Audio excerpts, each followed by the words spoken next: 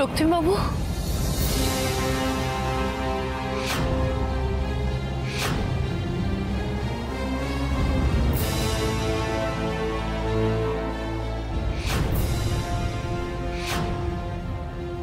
রক্তিম বাবু মানে আপনি ওনাকে রক্তিম বাবু বলছেন কেন?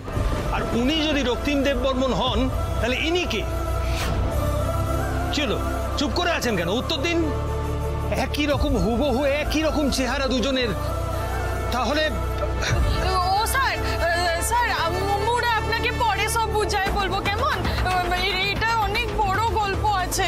তবে জেনে রাখুন, আসল রক্তিম দেব বর্মন উনি। রক্তিম বাবু, রক্তিম বাবু, আপনি বেঁচে আছেন, আপনি ফিরে এসেছেন।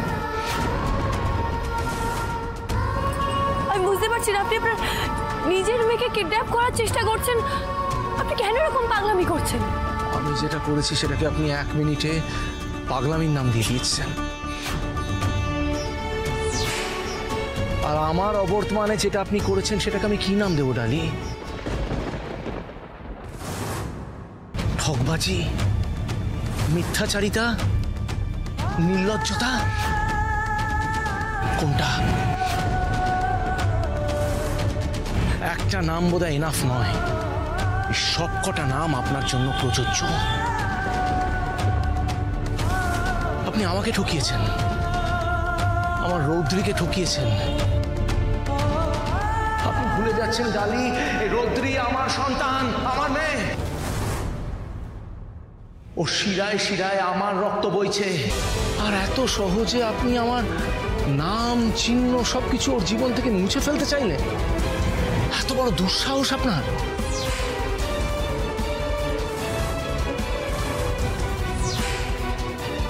বাবু, আপনি ভুল বুঝছেন।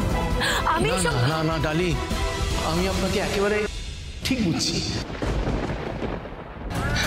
ইনফ্যাক্ট এখন ঠিক বোঝা শুরু করেছি, ঠিক চিনেছি আপনাকে। আমার বিশ্বাস, আমার ভালোবাসার খুব বড় দাম চুকিয়েছেন আপনি। আরে আপনার থেকে তো বেটার আমার ওই বোন মালবিকা ছিল, যে শত্রুতাটা একেবারে মুখোমুখি করেছে, সামনে এসে করেছে। আমার পেটে ছুরি মেরেছে, সে যা করার আমার নাকের ডগায় দাঁড়িয়ে করেছে। আর আপনি আমার অবর্তমানে একজন পর পুরুষের সাথে ঘনিষ্ঠ হয়েছেন ডালি। রক্তিম বাবু, চিৎকার করবেন না প্লিজ। আপনার কোনো চিৎকার সত্যিটাকে বদলে দিতে পারবে না, যে সত্যিটা আমি নিজের চোখে দেখেছি।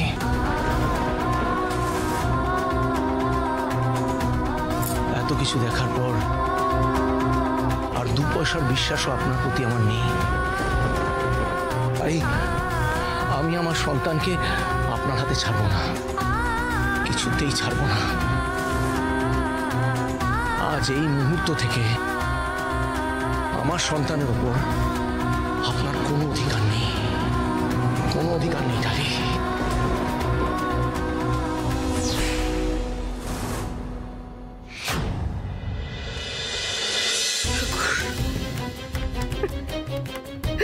ঠাকুর, তুমি আমার নাতনিকে ডালির কোলে নিরাপদে ফিরিয়ে এনে দাও, ফিরিয়ে এনে দাও।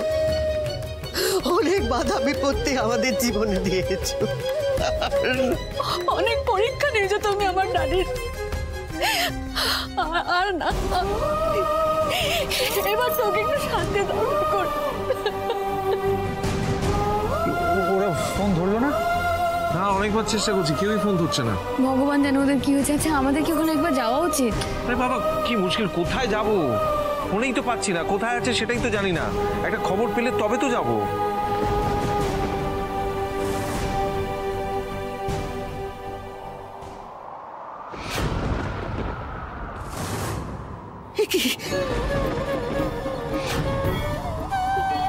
কি মঙ্গল প্রদীপ নিভে গেল কেন?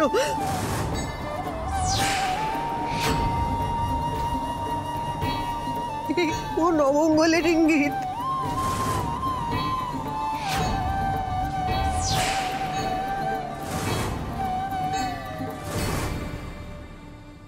রক্তিবাবু আপনি কি বলছেন? আপনি প্লিজ এরকম কথা বলবেন না। আমি ওর মা, আমি জন্ম দিয়েছি ওকে। রিকু, মিমি রৌদ্রির জন্য অনেক স্যাক্রিফাইস করেছে, তুমি তার কিচ্ছু জানো না। প্লিজ প্লিজ তুমি এইভাবে মিমিকে ভুল বুঝো না। আমি যদিও এত কিছু জানি না, তবু আমি বলছি আপনি এখন শান্ত হন, পরে ঠান্ডা মাথায় কথা বলে যাবে। হ্যাঁ রে রক্তিম বাবু, তুই আগে ঘরটা চল, তারপর মুরা তোকে সমস্ত কিছু বুঝায় বলবো আসল সত্যিটা কি বটে। মু জানি মোর জন্য তোকে অনেক কষ্ট সহ্য করতে হয়েছে, কিন্তু তা বলে তুই জড়িবুটি ম্যাডামকে এইভাবে অপমান করবি? এই shut up, just shut your mouth. এ ভাই, তোমার কাছে আমি শিখবো আমি আমার স্ত্রীকে কি করে মান সম্মান দেবো। হ্যাঁ, আপনি ভুলে যাচ্ছেন ডালি আপনি এখন আমার স্ত্রী। এই বাইরের একটা থার্ড পার্সনের কাছে আমি আমার স্ত্রীকে কি করে সম্মান দেবো তার ট্রেনিং নেব না। মিস্টার, মনে রেখো, তোমার মতো আমাকে বড় লোকেদের পায়ে পড়ে তাদের পটিয়ে পাটিয়ে সুখ সুবিধা নিতে হয় না। তোমার মতো আমি সুযোগ সুবিধা নিই না।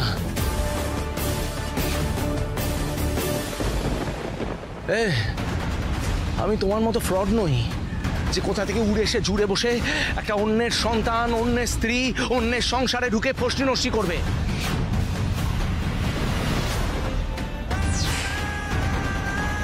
মু এসব কিছু করিলাই। রক্তিম বাবু, তুই মুখে চিলিস না, তাই এসব। লালন প্লিজ, আর একটা কথা বলবেন আমাদের কাছে, খবরদার। রক্তিবাবু আপনি আপনি প্লিজ একটু শান্ত হন। আমি বুঝতে পারছি আপনার এই রাগ অভিমান সবটা ন্যায্য, আমি আপনার অপরাধী। আপনি শুধু একবার আমার মেয়েটাকে আমার কাছে ফিরিয়ে দিন। আমি আমি আমি সব কিছু যা শাস্তি দেবেন সবটা মাথা পেতে নেবো, শুধু আমার মেয়েটাকে আমার কাছে ফিরিয়ে দিন। আমি হাত জোড় করছি, আপনি প্লিজ বাড়ি ফিরে চলুন। না না না না না না, আমি আপনার অনুরোধ রাখতে বাধ্য নই। আমি না তো বাড়ি ফিরবো, না রৌদ্রিকে ওখানে নিয়ে যাব।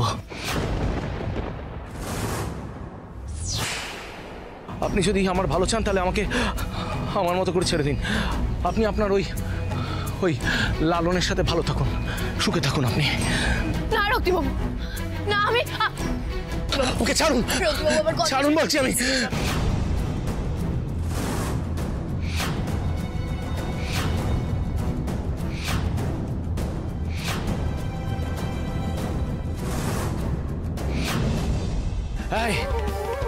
কেউ সামনে আসবে না।